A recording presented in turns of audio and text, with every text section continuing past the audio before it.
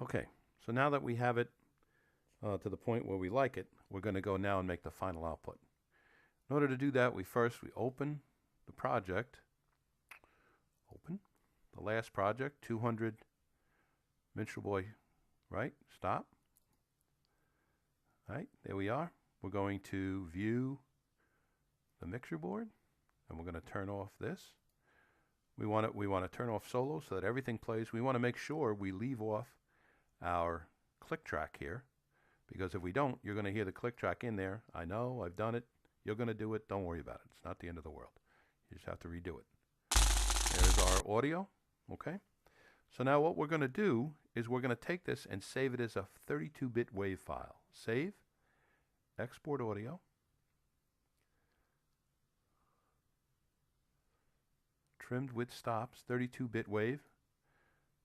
There we go. Now you'll notice there's already one there. That's because I've been messing around with this, but I'm going to save it again. 200 Minstrel Boy trimmed with stops WAV, 32-bit. That's because it's really, yes, I want to overwrite it. That's because it's really good quality. Now what is this? What this is asking me is, do I want to add metadata to this? I can say, sure, I want to add it here, because then anything I do from now on will have the metadata. I already have metadata for this that I use for creating the actual CD, so I'm going to go load that. So here's, let's see, where is it? Minstrel Boy, there he is.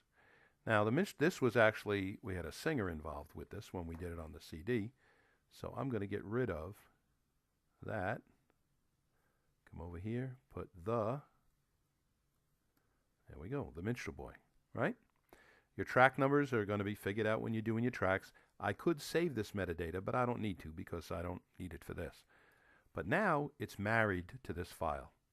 So now I'm going to File, Export Audio, 32-bit .wav. There we go. Yes. Okay. Saved. Okay? So now I'm going to go and I'm going to close this. And I'm going to bring it back in as a single file. Audio. There it is. And here it is. Now you'll notice I do have a little bit of a high spot down here at the end.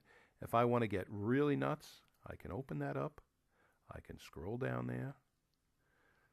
So I don't have distortion. I can come in here.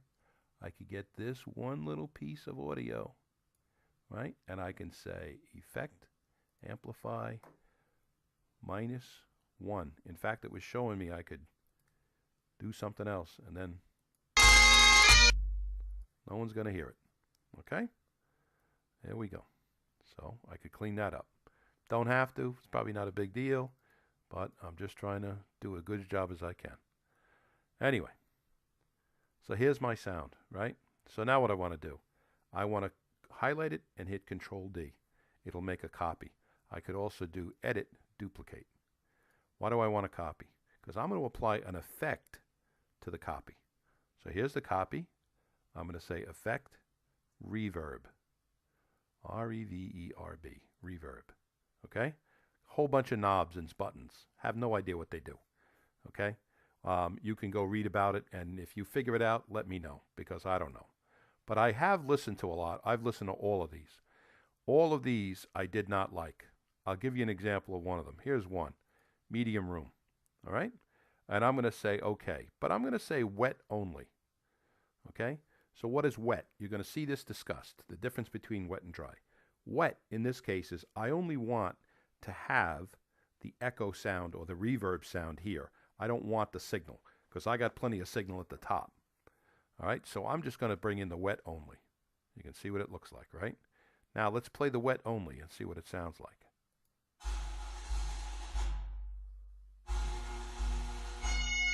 Okay?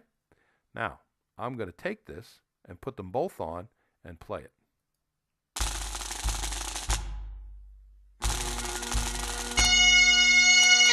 Now, the reason I didn't like this is because it sounds like it's in a room. Sounds like it's in a room, and it really annoyed me, so I didn't like it. All of them kind of sounded like that. There is one there, Cathedral, but that is just too crazy. The important thing is, what does it do to the stop? Because when I stop now, This is all echoed and dragged out, and it sounds great. You ready? Still sounds like it's in a room, but you get the idea. So now what I'm going to do is I'm going to go back and take that echo off, and I'll show you what I did. I went and found DX Reverb Lite. I found all kinds of junk out there, but this is the one that I really liked. This knob here is saying, give me 50% wet, 50% dry.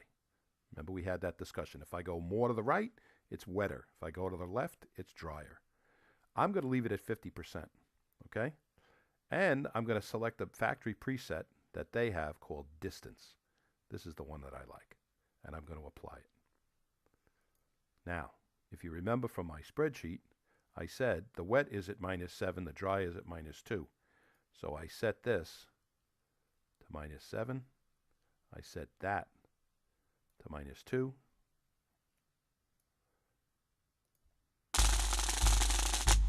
You hear the echo?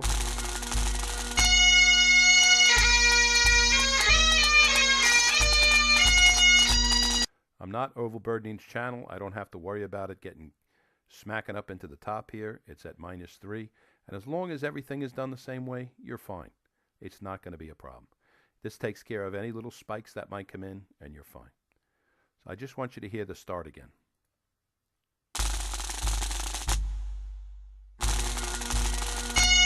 Right? Sounds great. Now let's listen to the end. Bingo. All right. So now this is it. This is it. I'm going to save this as a project. File. Save project as.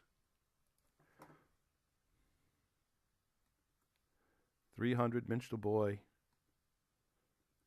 Final. With reverb.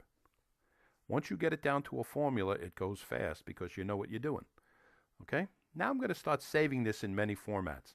I've already saved that first one in a 32-bit format. I'm going to save it again. Export audio. But I'm going to save it this time in a 16-bit format. But because that's 16-bit wave format. But because they both end with wave, I'm going to overwrite the one that I already have out there. Okay? So I'm going to come in here and I'm going to call this 16. All right? Here we go. Save. Look, there's my metadata. Okay. Now, actually no, I had the 16. Now I'm going to export it again as a 32. There's a 32, but now it's reverb.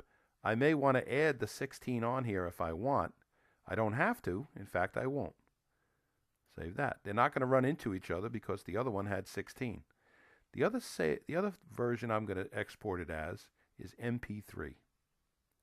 An MP3 is what we save for an iPhone.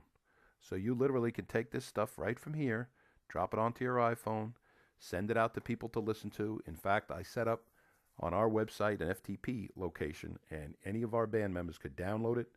I gave them instructions how to put it on their phones, and they were all listening to this stuff so that they could listen to it on various systems and whatnot. Okay? So now that's done. All right? If I come in here and I look at this folder now where this stuff is stored, let's go to my CD tutorial, project, where are they? Where did it save them? No, that's the wrong. Yeah, no, that's right. Where did it put them all? Oh, Minstrel Boy. Here it is. There they are. They're all in here. There's my MP3, my wave. I can now play this on an MP3 player.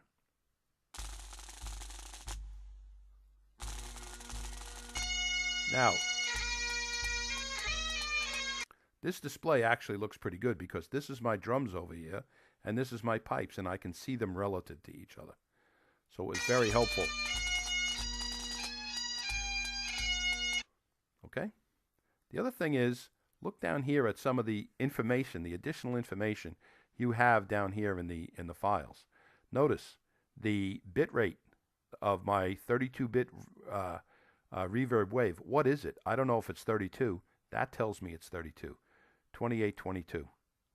Because if I go look at the other guy, the 16 wave, ooh, look at that. I'm wrong. That one is wrong. So what's wrong with this? It's got the same bit rate. I can tell you right now it's not supposed to. So I'm going to go in here and I'm going to delete this so I don't get messed up later. Delete it. Bing. Delete. Gone. How do I fix it? I'm going to open this guy up again. And I'm going to say everything is the same. File. Export audio. I'm going to export this as a 16-bit signed WAV file. All right. Notice it's going to say it's reverb.wave, reverb.wave. They'll conflict. So I want to change this by adding a 16 to this. That'll tell me, that's a way of giving it a different file name. It's still not sure what it is. Here's my metadata. I can hit OK. I can close this. Now look, 16 wave, 1411 kilobit. It's half the bit rate of the other one.